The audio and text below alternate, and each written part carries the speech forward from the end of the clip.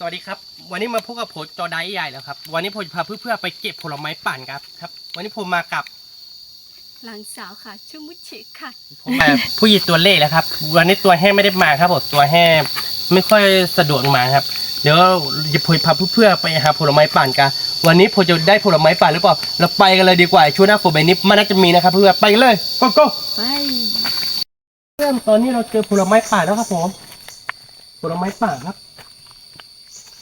ครั้งนี้เราเคยผ่านมารอบหนึ่งนะเพื่อนๆวันนั้นที่เรามาเก็บเห็ดครับอันนี้นะครับเพื่อนๆผลไม้ที่เรามาเก็บเห็ดวันนั้นเราก็มาเจอนะครับผลไม้นี้นะฮะอันนี้เขาเรียกว่าผลไม้อะไรผมก็เรียกไม่ถูกนะเพื่อนคนไหนเรียกไม่ถูกก็คือไม่บอกผมด้วยนะครับปากกันยอกเอาไว้ได้หน้าซ่าเนาะอันนี้กินได้หรือเปล่าผมไม่ดูนะถ้าผมว่าในคล้ายๆกับมะเดื่อนี่ถ้าเอาไปจิ้มน้ำจิ้มน้ำพริกมันก็น่าจะอร่อยนะเพื่อนดูนะฮะคล้ายๆกับมะเดื่อฮะเห็นไหมครับ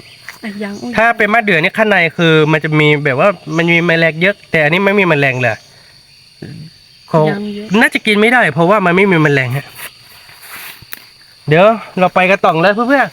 อันนี้คือลูกที่สุกแล้วนะคะแล้วก็กำลังจะสุกค่ะผลไม้นี่ไม่รู้ว่ามันกินได้หรือเปล่านะครับเพื่อนผลมาหางในป่างครับเดี๋ยวผมจะขึ้นไปเก็บก่อนนะครับไม่รู้กินได้หรือเปล่านะครับคราวนี้ผมเคยมารอบนึงนะครับตอนนั้นผมมาเก็บเห็ดครับเดี๋ยววันนี้ผมมาเก็บผลไม้ป่าครับผมให้ต่างก็รออยู่ข้างล่างนะครับเดี๋ยวผมเก็บแล้วก็ผมจะลงไป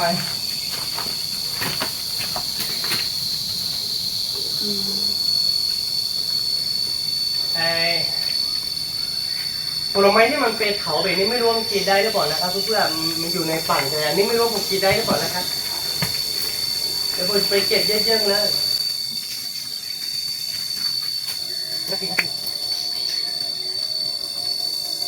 โอ้เยอะมากครับ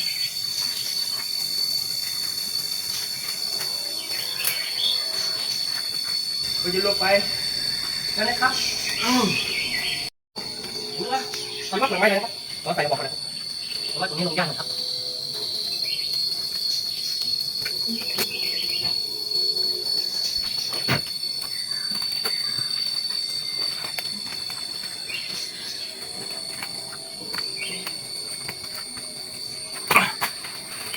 นี่นะครับผมมาเก็บผลไม้ป่างกันนะครับเพื่อนเพราะว่าวังน้ำที่ผมมาหันเห็ดนี่ผมเห็นอยู่ครับนี่ครับนักกินไหมครับไม่รู้ว่ากินได้หรือเปล่าอันนี้ผมไม่เคยกินนะเดี๋ยวผมจะเก็บดูก่อนหน้าตามันเป็นแบบนี้ไม่น่าจะกินได้นะเพื่อนๆโอเคกินได้นะ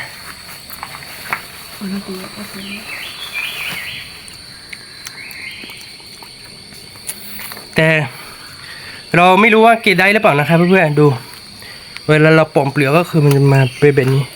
น้องกินได้เปล่าผมต้องไปถามคนที่บ้านก่อนนะแต่ว่าผมลองชิมแล้วรสชาติมาหวานแบบว่าหวานมากแหละมันจะเป็นประมาณนี้ฮะคล้ายๆกับง่องฮะอันนี้นะครับเพื่อนๆเนื้อก็มีนะครับแต่ว่าเนื้อมีไม่มากฮะแล้วก็หวานมากด้วยเดี๋ยวผมจะไปถามคนบ้านดูว่ากินได้หรือเปล่าแต่วันนี้ที่จริงที่เราจะมาหาผลไม้ป่างเราตั้งเป้าไว้ว่าตกนี้นะครับเพื่อนๆนี่นะครับผมลืมเอามิ่งมาครับผม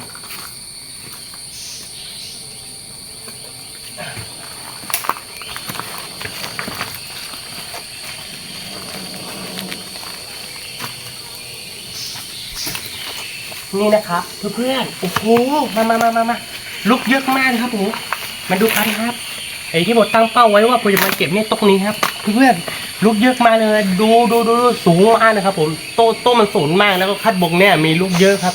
เยอะแบบว่าเยอะมากนะครับผมแต่ว่าผมไม่ได้เก็บเยอะขนาดนั้นเราพอจะเก็บกีแค่พอกินแล้วก็คนถ้าคนมาก็คนก็จะได้กินต่อครับแล้วก็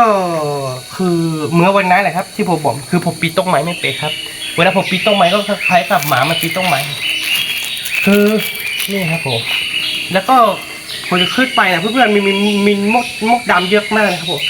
มดนี่มันกัดเราหรือเปล่าเราก็ยังไม่รู้นะเดี๋ยวผมจะลองขึ้นดูนะครับไม่รู้ว่าขึ้นได้หรือเปล่านะครับ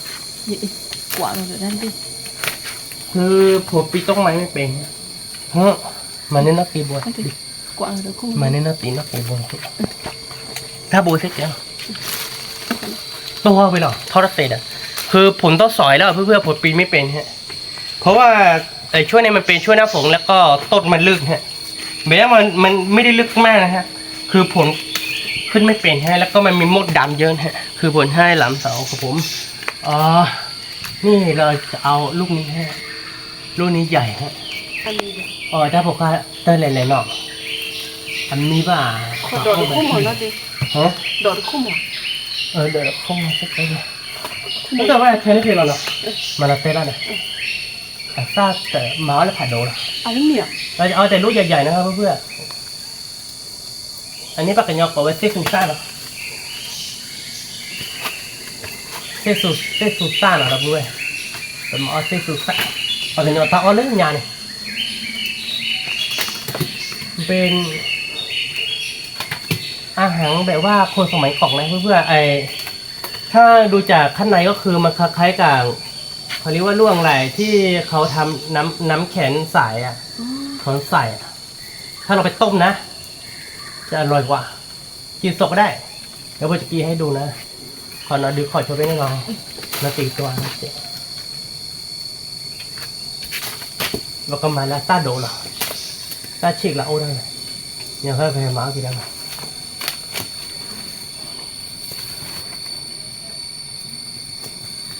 เราเก็บแต่งลูกที่มันอยู่ข้างล่างครับเพื่อนๆลูกที่มันอยู่สูงๆเนี่ยคนที่ปีนไปก็ขอให้มันเขามาปีนฮะแล้วก็เราจะเอาแต่งลูกที่มันใหญ่ฮะลูกเล็กคือเราจะเก็บไว้นี่ฮะเพื่อนๆใต้โต๊ะนี้ก็คือมีลูกเหมือนกันนะฮะเห็นไหมครับมันมีลูกแล้วก็ออกลูกเยอะมากเลยครับผมนี่ฮะลูกยังมีเยอะเลยฮะดูคือเราจะกินให้ดูครับเพื่อนๆเพราะว่าเราไม่ได้เอามีดมาวันนี้ถ้าเราเอามีดมาก็คือเราผ่านให้ดูนะฮะแต่ถึงแม้จะไม่ได้เอามีดมาก็พอจะเก็บให้ดูแล้วก็จะกินให้ดูฮะนี่อร่อยนะเพื่อนๆดูรสชาติมันจะเป็นยังไงเนาะ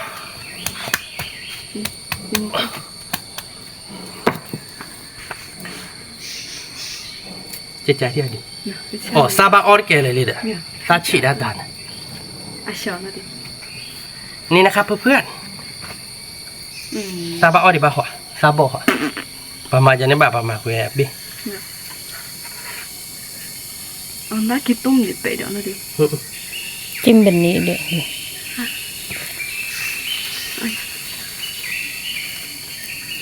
มันก่อนต้องมาแล้วบุบเลย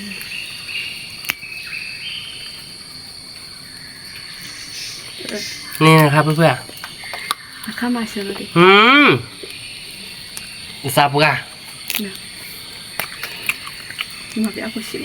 ลูกแก่งแล้วเพื่อนๆเราเห็นว่ามันเป็นรุ่นเล็กๆนี่คือเราคิดว่ามันยังไม่แก่งไงเราลองเอาลูกอีกรุ่นหนึ่ง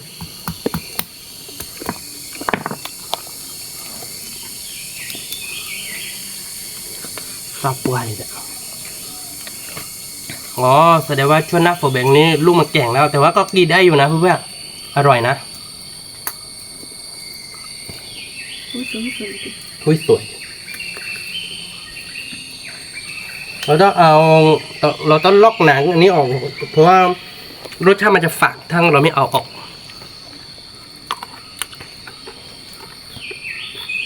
ดีมากเกินเบื่อเส้นนี้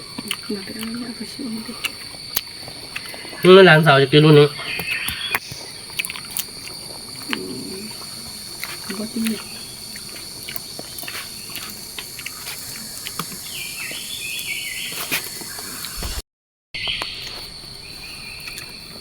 วันนี้เดี๋ยวเต้ตูตัดเส้บอลละผลไม้ป่างของเราครับเพื่อน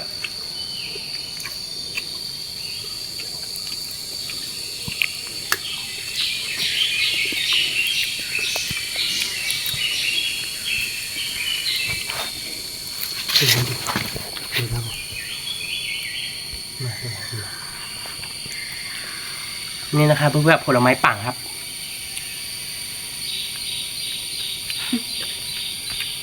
แต่ผลไม้ป่างที่มันเป็นสีเหลืองนี่คือเราไม่แน่ใจว่ากินได้หรือเปล่านะครับเพื่อนๆผมปอมเปลี่ยนแล้วผมลองกินดูแล้วนะมาหวานมากเลยแล้วแบบว่า ผลไม้นี่กินได้นะครับเพื่อนคนไหนเคยเห็นหรือเปล่าต้นมันจะเป็นแบบนี้นะครับเพื่อนๆแต่ว่าคือหน้าฝนแบบนี้คือลูกมันแก่แล้วครับผมถึงแม้ลูกจะแก่มันก็กินได้นะครับ แล้วก็อร่อยด้วยนะครับเพื่อนๆ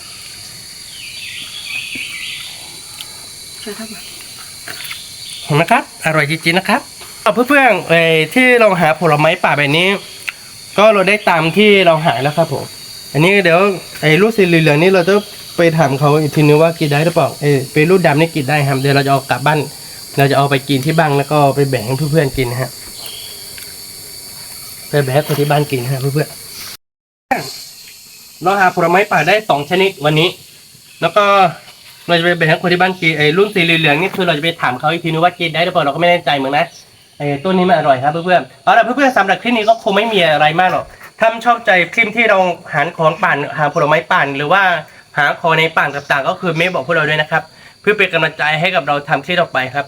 เอาล่ะเพื่อนๆสำหรับคลิปนี้คงไม่มีอะไรมากหรอกถ้าชอบใจคลิปของเราก็อย่าลืมกดไลค์กดติดตามช่องจอไดอาทำเพจ Facebook แล้วก็ YouTube ด้วยนะครับ